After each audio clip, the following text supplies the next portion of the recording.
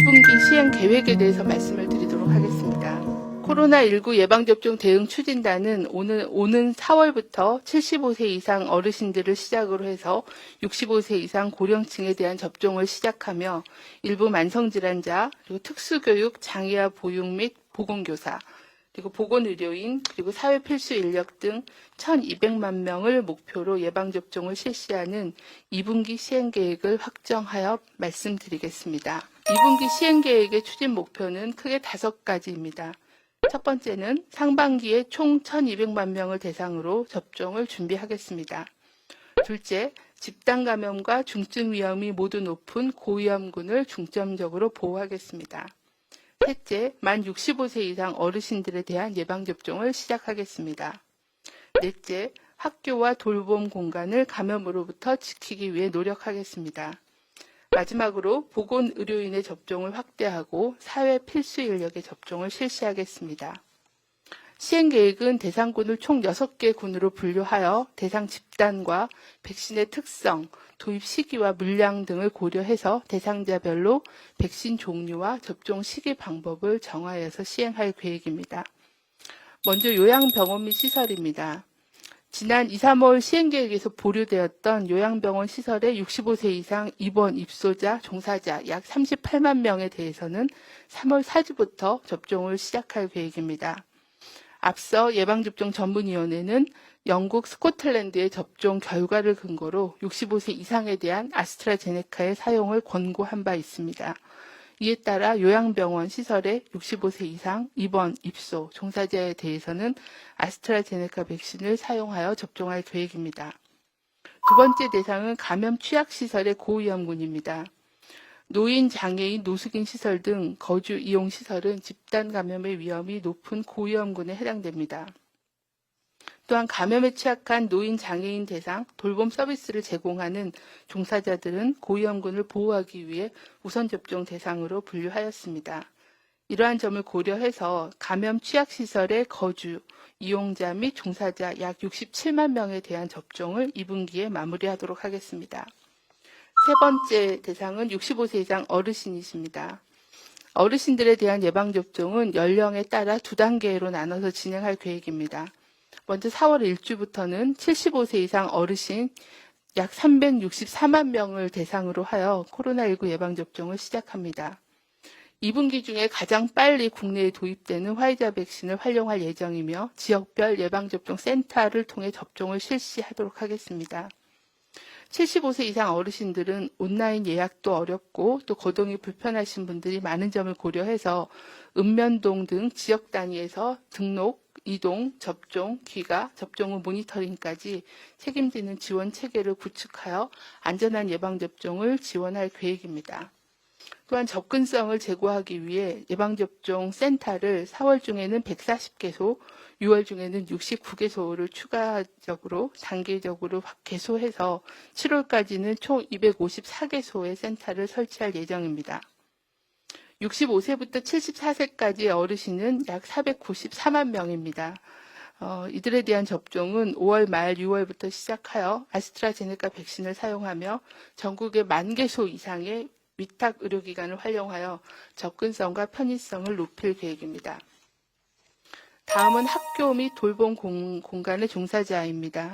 최근 유치원, 초등학교 1, 2학년의 매일 등교가 진행됨에 따라 학교와 돌봄 공간을 보호하기 위해 예방접종을 시작하도록 하겠습니다. 우선 4월에는 특수교육과 장애아 보육을 담당하는 약 5만 명, 유치원 및 학교 내의 보건교사와 어린이집의 간호인력 약 13,000명에 대한 접종을 실시하도록 하겠습니다. 이어서 6월에는 저학년과 유치원, 어린이집 등의 종사자를 대상으로 한 접종을 단계적으로 추진하겠습니다. 다섯 번째는 만성질환자입니다. 투석 환자에 대한 접종도 2분기에 시작할 예정입니다. 특히 고위험군에 대한 보호와 또 방역적인 측면을 고려하여 시행하도록 하겠고, 투석 환자들께서 주로 방문하는 의료기관을 통한 접종이 진행될 수 있도록 절차를 마련할 계획입니다. 마지막으로는 보건의료인과 사회필수 인력에 대한 예방접종을 시작하도록 하겠습니다. 보건의료인에 대한 접종은 코로나19 치료병원, 병원급 이상 의료기관 순으로 단계적으로 확대해 왔습니다. 2분기에는 의원급 의료기관, 치과병의원, 한방병의원과 약국에 종사하는 보건의료인까지 확대할 예정입니다. 또한 경찰, 소방, 군인 등 사회 필수 인력에 대해서도 2분기 중에 접종을 시작할 계획입니다. 항공 승무원을 통한 해외 바이러스 유입을 방지하기 위해 항공 승무원에 대한 예방접종도 조기에 시행할 계획입니다. 이번 시행 계획에 필요한 백신 수급과 관련하여 상반기 중에는 총 1,779만 회분의 백신이 도입될 예정입니다. 이 중에 1,610만 회분은 3월부터 6월까지 공급 일정이 확정되었으며 나머지 백신에 대해서도 개별 제조사와 지속적으로 도입 일정을 협의하고 있는 상황입니다. 2분기는 어르신들 접종이 본격적으로 시작되는 만큼 접종 기관과 의료 인력, 백신의 배송과 보관, 관련 지침 등을 다시 한번 면밀히 점검하여 안전한 접종을 실시할 수 있도록 준비에 만전을 다하도록 하겠습니다. 11월 집단 면역 형성으로 일상을 회복할 수 있도록 접종 순서에 해당하시는 분들께서는 적극적으로 예방접종에 참여해 주시기를 요청을 드립니다. 필수적으로 공무를 수행하기 위해서 출국하는 경우에 화이자 백신을 맞게 된다는 보도에 대해서 현재 저희가 계획하고 있는 거는 보건소를 통한 아스트라제네카 백신 접종을 계획을 하고 있습니다. 다만 예외적으로 그 출국 그 시기가 아주 촉박해서 접종이 필요하신 경우에는 예외적으로 화이자 백신에 대한 접종도 소수에 대해서는 고려를 하고 있는 그런 상황입니다. 하지만 충분한 기간을 가지고 공무를 준비하기 때문에 아스트라제네카 백신 접종을 하고 아스트라제네카 백신도 출국 목적으로 할 경우에는 최소 4주 간격으로도 접종을 진행하고 있기 때문에 현재로서는 아스트라제네카 백신을 고려하고 있습니다. 이후에 이제 백신이 조금 더 다양해지면 그 상황에 맞게 조정하도록 할 계획입니다. 대통령의 경우 G7 참석을 위해서 어떤 백신이 접종되는지 질병관리청이 마련한 예방접종 절차에 따라 문재인 대통령과 김정숙 여사가 아스트라제네카 백신을 오는 23일 공개적으로 접종합니다. 대통령 내외 예방접종은 오는 6월 영국에서 열리는 G7 정상회의 참석을 위한 것으로 필수 목적 출국자 예방접종 절차에 따른 것입니다. 지난 3월 10일 질병관리청은 필수 목적 출국자 예방접종 절차를 마련한 바 있습니다. 3월 23일은 65세 이상 어르신들에 대한 아스트라제네카 백신 접종이 시작되는 날입니다. 대통령 내외가 23일 백신을 접종하는 것은 65세 이상 가운데 우선적으로 접종을 함으로써 일각에서 제기되는 안전성, 효과성 논란을 불식시키고 솔선수범하겠다는 의미를 담고 있습니다. 이날 대통령 내외의 백신 접종 시에는 일부 순방 필수 인력도 함께 접종을 하게 됩니다. 75세 이상 어르신에게 화이자 백신을 접종하기로 한 배경은 무엇인지 네, 현재 저희가 요양병원이나 요양시설에서 집단 생활을 하시는 어르신들, 그리고 노인 시설을 이용하시는 어르신들 중에서는 접종을 최우선으로 받게 됩니다. 아무래도 노출이나 위험이 이제 큰 그런 상황이기 때문에 그렇게 해서 진행을 하고 가장 먼저 들어온 백신이 아스트라제네카 백신을 접종을 했고요. 75세 이상 어르신은 아마 지역사회에 계신 어르신 중에는 또 고령층에서 특히 70대 이상에서는 중증도가 굉장히 높기 때문에 75세 이상 어르신부터 접종을 시행하는 걸로 결정을 한 바가 있습니다. 가장 먼저 그 공급되는 백신이 3월 셋째 주, 넷째 주 마지막 2주에 들어오는 화이자 백신이 가장 먼저 백신이 도입이 되기 때문에 가장 먼저 도입된 백신을 가지고 가장 먼저 접종을 하기 위해서 그렇게 백신을 화이자 백신으로 접종하는 걸로 결정을 하였습니다.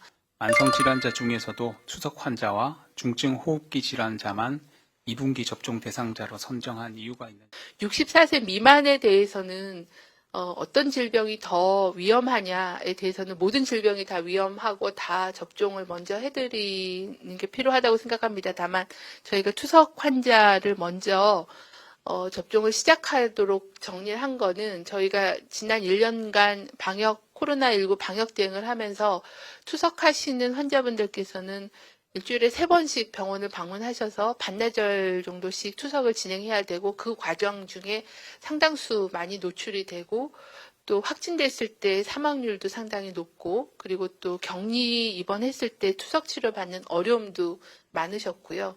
특히 확진자가 아니더라도 자가격리 되시는 그런 투석 받으시는 환자분들은 투석을 받는 의료기관을 확보하고 또 관리를 하는 게 굉장히 어려움이 있어서 의학적인 이유와 방역적인 이유를 좀 고려해서 우선 접종하는 것을 먼저 좀 고려했다라는 그런 말씀이고요.